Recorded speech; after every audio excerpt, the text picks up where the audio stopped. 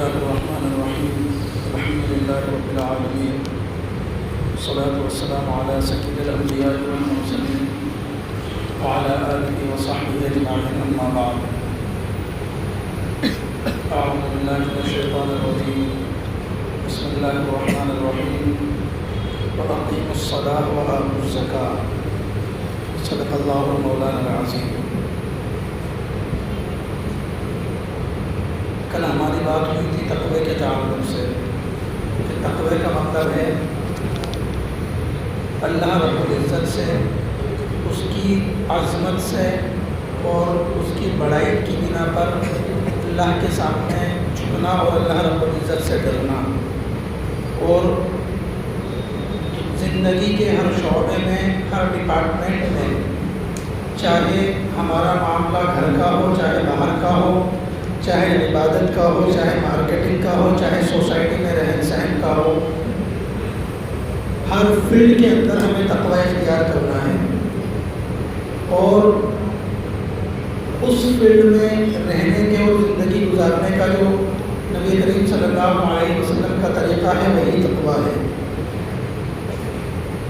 تو جس طرح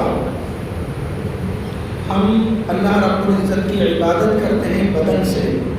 جیسے نماز پڑھتے ہیں، روزہ رکھتے ہیں، اسی طرح ہمیں اپنے مال کے معاملات میں اللہ رب العزت کے حکم کو پورا کرنا،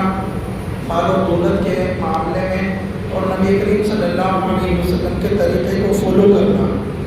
اور اللہ کے بتلائے ہوئے طریقے کے مطابق اپنے مال کو خرچ کرنا. جہاں خرچ کرنے کا حکم دیا ہے وہاں خرچ کرنا، جتنا خرچ کرنے کا حکم دیا ہے اتنا خرچ کرنا، اور جہاں خرچ کرنے سے روکا ہے وہاں خرچ کرنے سے رک جانا، مثال کے طور پہ فضول خرچی نہ کرنا. یہ مال کا تقوی ہے. جو آیت آپ کے سامنے پڑھی، یہ آیت کا ایک حصہ ہے. اس میں اللہ رب العزت نے دو حکم دیے ہیں. ایک حکم دیا ہے کہ اقامت صلاۃ کا، یعنی مسلمانوں تمہاری ذمہ داری یہ ہے کہ تم نماز کا ماحول کریٹ کرو، یعنی ایسا ماحول بناؤ کہ معاشرے کا ہر فرد نماز پڑھنے والا بن جائے، سوسائٹی کا ہر ویکتی نماز پڑھے. اور دوسرا حکم یہ دیا ہے کہ زکوٰۃ ادا کرو. قرآن کریم میں کئی جگہ ایسی ہیں جہاں پر ان دونوں حکموں کو اللہ رب العزت نے ایک ساتھ بیان کیا ہے کہ نماز قائم کرو. قائم کرنے کا مطلب صرف یہ نہیں کہ خود نماز پڑھو، یہ تو ہے ہی، بلکہ مطلب یہ ہے نماز کو اس طرح قائم کیا جائے کہ سوسائٹی کا ہر انسان نماز پڑھے. اور اسی کے ساتھ ایک حکم یہ دیا گیا کہ زکوٰۃ ادا کرو. قرآن کریم میں زکوٰۃ کے تعلق سے اللہ رب العزت نے اور بھی باتیں بتائی ہیں. مثال کے طور پر اور بھی آیات ہیں کہ جو ایمان والے کامیاب ہو گئے، جو فلاح کو پہنچ گئے، جو اپنی زندگی میں کامیاب ہو گئے، ان کے تعلق سے اللہ رب العزت نے کہا قد افلح المؤمنون، یقینی طور پر ایمان والے کامیاب ہو گئے. الذین فی صلاتہم خاشعون، جو اپنی نمازوں میں اللہ رب العزت سے ڈرتے ہیں. والذین هم للزکاۃ فاعلون، اور زکوٰۃ ادا کرتے ہیں. چونکہ زکوٰۃ جو ادا کی جاتی ہے یہ مال سے ادا کی جاتی ہے، اور اس میں انسان کا کوئی کمال نہیں ہے کہ اللہ رب العزت نے اس کو مال دے دیا. اللہ رب العزت نے مال جو دیا ہے تو جس کو اللہ رب العزت نے مال دیا ہے وہ کوئی اللہ رب العزت سے ایگریمنٹ کر کر نہیں آیا تھا کہ اللہ رب العزت اس کو دنیا کے اندر مال دیں گے، بلکہ جب وہ پیدا ہوا تو وہ بھی فقیر تھا کہ وہ اپنے بدن پر کپڑے تک کے لیے اپنے ماں باپ کا محتاج تھا، اور وہ جب دنیا سے جائے گا تو بھی وہ اتنا محتاج ہوگا کہ وہ اپنا کفن تک خود نہیں پہن سکتا. تو دنیا میں انسان ضرورت مند بن کر آیا اور ضرورت مند محتاج بن کر ہی دنیا سے جا رہا ہے. پھر اس دنیا کی زندگی میں مال مل جانا یہ انسان کا کوئی کمال نہیں ہے، بلکہ یہ صرف اور صرف اللہ کا فضل ہے، صرف اور صرف اللہ رب العزت کی عطا ہے۔ اسی لیے اس مال کا حقیقی مالک اللہ رب العزت ہے، اور اللہ رب العزت نے دیا ہے یہ مال، یہ دولت، یہ ثروت، یہ بلڈنگ، یہ سب کچھ اللہ رب العزت کی دی ہوئی ہے۔ اس کے بعد اللہ رب العزت نے حکم دیا ہے وَمِمَّا رَزَقْنَاهُمْ يُنْفِقُونَ، کہ ہم نے جو دیا ہے اس میں جو حقوق ہم نے بتلائے ہیں، جس کا جو حق بتلایا ہے، جتنا راہ خدا میں دینا ہے، جس طرح سے دینا ہے، یہ تمہارے لیے دینا ضروری ہے۔ یہ دے کر تم کسی پر احسان نہیں کر رہے، بلکہ یہ احسان اللہ کا ہے، اللہ نے تمہیں دیا، اب تم یہ دے رہے ہو تو اللہ کا حکم ہے، تمہیں دینا پڑے گا۔ زکوٰۃ ان حکموں میں سے ہے کہ جن حکموں، ان چیزوں میں سے ہے جن چیزوں کے بارے میں اللہ کے نبی صلی اللہ علیہ وسلم نے یہ فرمایا ہے کہ اسلام کے پلرز جو ہیں 5، جن کو بنیاد اسلام کہا جاتا ہے، ان میں سے ایک زکوٰۃ ہے۔ ایک تو یہ ہے کہ انسان اس بات کی گواہی دے کہ اللہ ایک ہے، اس کے علاوہ کوئی معبود نہیں۔ دوسرا، اور اسی میں یہ ہے کہ محمد صلی اللہ علیہ وسلم کے نبی ہونے کی گواہی دے۔ اسی طرح نماز کو قائم کرے، اور تیسرا زکوٰۃ کو ادا کرے۔ تو زکوٰۃ کا حکم کوئی ہلکا حکم نہیں ہے، اور یہ اس کا ایک مقصد بھی ہے زکوٰۃ کا۔ کیا مقصد ہے زکوٰۃ کے، وہ تھوڑے سے آپ کے سامنے بتلائے جا رہے ہیں۔ قرآن کریم میں اللہ رب العزت کہتے ہیں خذ من اموالہم صدقۃ، کہ اے اللہ کے نبی تم مسلمانوں کے مالوں میں سے زکوٰۃ لو، صدقہ لو، تطہرہم وتزکیہم بہا۔ اس سے فائدہ کیا ہوگا؟ 2 فائدے ہوں گے۔ سب سے پہلے یہ کہ مسلمانوں میں زکوٰۃ دینے کی وجہ سے پاکی آئے گی، اور دوسرا تزکیہ آئے گا۔ پاکی کا کیا مطلب ہے؟ پاکی کا مطلب یہ ہے کہ اللہ رب العزت انسان کو جو زکوٰۃ دے گا گناہوں سے پاک کر دیں گے، خود انسان بھی گناہوں سے پاک ہو جائے گا۔ اسی طرح انسان کا جو مال ہے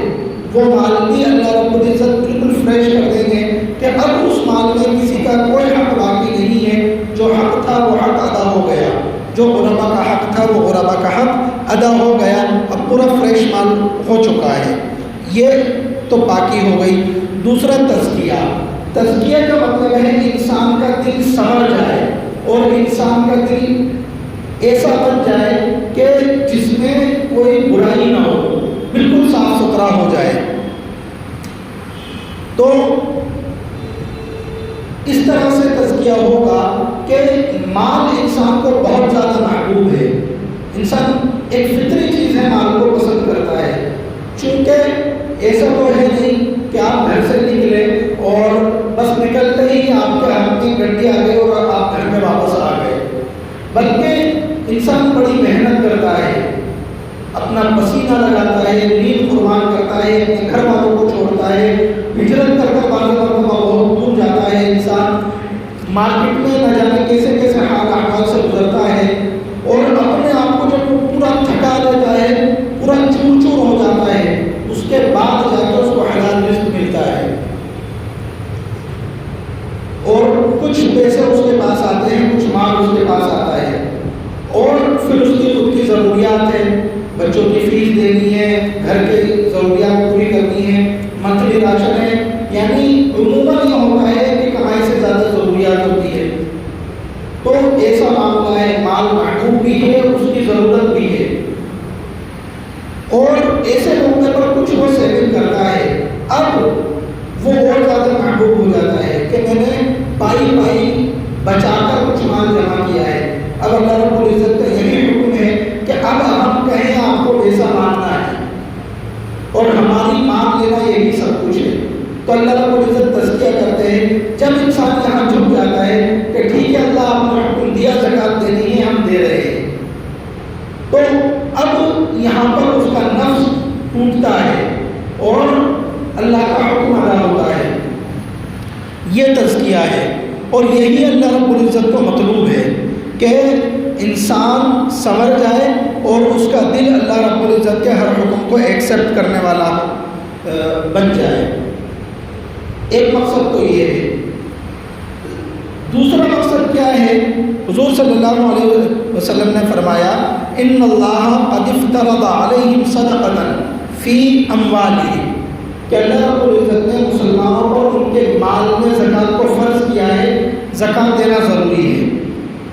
تو اخذ من اغنیائہم، اب زکوٰۃ کیسے دیں گے کہ جو مالدار مسلمان ہیں ان سے پیسے لیے جائیں گے، ان سے زکوٰۃ کا مال لیا جائے گا، اور فترد فی فقرائہم، اور جو غریب مسلمان ہیں اس میں انہوں میں تقسیم کر دیا جائے گا، ان کو دے دیا جائے گا۔ یعنی یہ دیکھیے کہ زکوٰۃ کا جو کانسیپٹ ہے وہ اس طرح کا ہے کہ مسلمان مالداروں سے لے کر اور غریبوں تک زکوٰۃ کو پہنچایا جائے گا۔ جب یہ معاملہ ہوگا تو جو قوم مسلم کے غریب لوگ ہیں، جو محتاج ہیں، جو ضرورت مند ہیں، جن کی کنڈیشن ایسی ہے کہ وہ اپنی غربت کی وجہ سے، اپنی کسب کشی کی وجہ سے اپنے بیماروں کا علاج نہیں کرا سکتے، اسی طرح بچوں کی پڑھائی نہیں کرا سکتے، وہ اپنا کاروبار ڈیولپ نہیں کر سکتے، سیلف ڈیپینڈ نہیں بن سکتے، ایسے لوگوں کے لیے کہا کہ مالداروں سے لو اور غریبوں کو دو، تاکہ وہ اپنی ضرورت کو مکمل کر سکیں اور محتاجگی ختم ہو۔ اور پہلی امتوں میں، امت محمدیہ کے علاوہ جو پہلی امتیں تھیں، ان میں ایک خاص عادت اللہ رب العزت کی تھی۔ وہ کیا تھا کہ کسی کو اللہ رب العزت کے راستے میں کچھ قربان کرنا ہے، کچھ مال دینا ہے، تو اس کا طریقہ یہ تھا کہ اس کو لوگ ایک پہاڑی پر جا کر بیٹھ کر آ جاؤ، اب ایک آگ آئے گی اور اس کو جلا دے گی۔ اب وہ لاکھ کا مال ہو، کروڑوں کا مال ہو، اربوں کا مال ہو، وہ آگ اس کو جلا دے گی، کوئی انسان اس کو یوز نہیں کر سکتا، استعمال نہیں کر سکتا۔ لیکن اس امت کی یہ خاصیت ہے کہ اللہ رب العزت نے کہا کہ نہیں، اس امت میں ایسا مسئلہ نہیں ہوگا کہ مال لیا جائے، پہاڑی پر رکھ دیا جائے اور آگ آ کر اس کو جلا دے، ایسا نہیں ہوگا، بلکہ اس امت کا مال اسی امت میں خرچ ہوگا، مالدار دیں گے اور غریبوں کو وہ دیا جائے گا، پہنچایا جائے گا اور وہاں خرچ کیا جائے گا۔ اور یہ ایک بہت بہترین اکنامیکل کنڈیشن ہے مسلمانوں کی کہ اگر صحیح معنی میں زکوٰۃ کا حساب لگا دیا جائے، مکمل طور پہ زکوٰۃ کا حساب کتاب کیا جائے، مالدار لوگ ایمانداری سے زکوٰۃ نکالنے لگ جائیں، تو امت کی غربت کا خاتمہ ہونا بہت آسان ہے۔ باقی آتا ہے حضرت عمر بن عبدالعزیز رحمۃ اللہ علیہ کے زمانے میں کہ زکوٰۃ کا مال جمع ہوا اور ضرورت مندوں کو دے دیا گیا۔ پھر امیر المؤمنین کے سامنے عرض کیا گیا، اے امیر المؤمنین، سب کو دے دیا گیا، تو کہا کہ جن کے اوپر زکوٰۃ نہیں ہے ان میں سے کچھ طبقے بتائے کہ جو دین کی خدمت کر رہے ہیں ان کو دو، اور پھر مملکت اسلامیہ میں جو غیر مسلم ہیں ان کو بھی دے دو، اور لاسٹ میں انہوں نے یہ درجہ بتایا کہ ٹھیک ہے اب بھی مال بچ رہا ہے، یعنی زکوٰۃ لینے والے ختم ہو گئے، امت جو ہے زکوٰۃ نکال رہی تھی ایمانداری سے، اتنا مال بچا کہ اس کا چارہ خرید کے، دانے خرید کے اور پہاڑوں پر ڈال دیے گئے، جنگلوں میں ڈال دیے گئے کہ مملکت اسلامیہ میں رہنے والا کوئی پرندہ بھی اس طرح سے نہ رہے کہ وہ بھوکا ہو۔ یہ کوئی الف لیلا کی داستان نہیں ہے۔ عمر بن عبدالعزیز کوئی افسانوی آدمی نہیں ہے، بلکہ اسی دھرتی پر رہنے والے انسان تھے، اور ان کے زمانے میں اس دھرتی نے یہ دن دیکھے ہیں۔ اسی لیے اگر زکوٰۃ صحیح طرح سے ادا کی جائے تو غربت کا خاتمہ ہونا بہت آسان ہے۔ ایک اسٹوڈنٹ کی بڑی تعداد ایسی ہوتی ہے کہ صرف اور صرف وہ اپنی تعلیم کے خرچے کا نظر نہ ہونے کی وجہ سے، وہ اونچی تعلیم حاصل کرنے سے، اعلیٰ تعلیم سے، اچ شکشا سے رہ جاتی ہے۔ چونکہ مالداروں کے پاس تو اتنا ہے کہ وہ خرچ کرتے ہوئے، کھاتے ہوئے، پہنتے ہوئے، عمدہ اور بڑی گاڑیوں میں گھومتے ہوئے نہیں جو ہے نا سیر ہو رہے، اور کسی کے پاس اتنا بھی نہیں ہے کہ وہ اپنے اسکول کی اور کوچنگ کی فیس فل کر دے۔ اسی طرح کوئی بے روزگار نہیں رہ سکتا اگر زکوٰۃ کا صحیح عمل ہو زکوٰۃ پر۔ کوئی بیمار بے علاج کے نہیں رہ سکتا، اور زکوٰۃ کے ذریعے سے مال کبھی بھی کم نہیں ہوتا ہے اگر زکوٰۃ ادا کی جائے۔ حدیث میں ہے ما نقص مال عبد من الصدقہ، زکوٰۃ دینے کی وجہ سے کسی مسلمان انسان کا مال کم کبھی بھی نہیں ہوتا ہے بلکہ بڑھتا ہے۔ حدیث شریف میں ہے، وہ قرآن کی آیت ہے، من جاء بالحسنہ فلہ عشر امثالھا، جو اللہ کے راستے میں ایک دے گا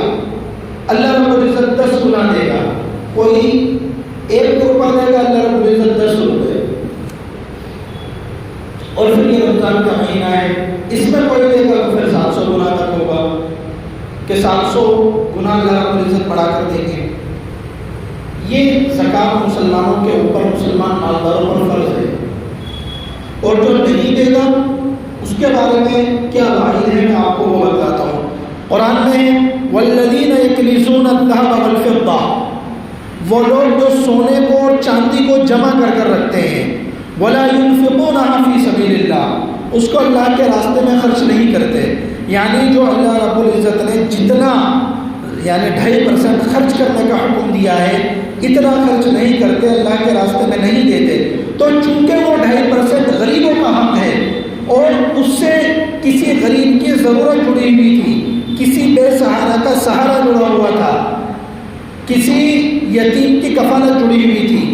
اور امت کا عام فائدہ جڑا ہوا تھا، وہ نہیں دیا، تو اللہ رب العزت کہتے ہیں فبشرهم بعذاب الیم، ان زکوٰۃ کے روکنے والوں کو بتلا دو کہ ان کے بعد ان کے لیے بہت سخت عذاب ہے۔ اور کیا عذاب ہوگا؟ یوم یحمى علیہا فی نار جہنم، کہ اس خزانے کو جہنم کی آگ میں پکایا جائے گا، جس طرح سے لوہے کو پکایا جاتا ہے اور بالکل پگھل جاتا ہے۔ پھر کیا ہوگا؟ فتقویٰ بہا جباہہم، پھر وہ گرم گرم سونا، چاندی، وہ مال، وہ زیور انسان کے پہلو پر لگایا جائے گا، وہ جنوبہم، پیشانی پر لگایا جائے گا، اور پہلو پر، کمر پر لگایا جائے گا، یعنی پورے بدن پر وہ ڈالا جائے گا۔ اب آپ ایک بار سوچ کر دیکھیں کہ گرم گرم لوہا ہو، گرم گرم اسٹیل ہو، بالکل پگھلا ہوا، اور انسان کے کسی حصے پر وہ ڈال دیا جائے تو کیا گوشت باقی رہ سکتا ہے اس حصے میں؟ بلکہ اس کا اثر ہڈی تک پہنچ جائے گا۔ یہی معاملہ پھر قیامت کے دن قیامت کا اور آگ جہنم کی، اور پھر اس انسان سے کہا جائے گا کہ یہ عذاب تمہیں یوں ہی نہیں دیا جا رہا، ھذا ما کنزتم لانفسکم، تم نے یہ جمع کر کے رکھا تھا، غریبوں کا حق اس میں سے نہیں دیا، ضرورت مندوں کا حق نہیں دیا، فذوقوا ما کنتم تکنزون، یہ تمہارا خزانہ ہے، اب اس کا مزہ چکھو، تم نے حق ادا نہیں کیا، ضرورت مند اس کی وجہ سے پریشان ہوئے، تو اب اس کا مزہ چکھو۔ حدیث میں آتا ہے کہ قیامت ایک دن جو 50,000 سال کے برابر ہے، 50,000 سنہ، یعنی قیامت کا دن، اس میں بڑی بڑی چادریں بچھائی جائیں گی، اور اس کے اوپر اس مال کو گرم کیا جائے گا، اور پھر اس انسان کو اوپر ڈالا جائے گا۔ تو یہ مال کا حقوق واجبہ ہیں، ان کو ہمیں ادا کرنا ہے، اور مال کا تقویٰ یہی ہے کہ ہم اس مال میں جو زکوٰۃ بن رہی ہے وہ زکوٰۃ صحیح طور پر ادا کریں، پورا حساب لگا کر ادا کریں۔ اٹکل ادا کرنے سے زکوٰۃ ادا نہیں ہوتی ہے کہ بس حقیقت میں حساب لگائیں تو 25,000 زکوٰۃ ہے لیکن 10,000 دے کر اپنی کے ساتھ اللہ کے راستے میں دینا ہے، تو کیا گننا اور کیا حساب لگانا بس پکڑا دو۔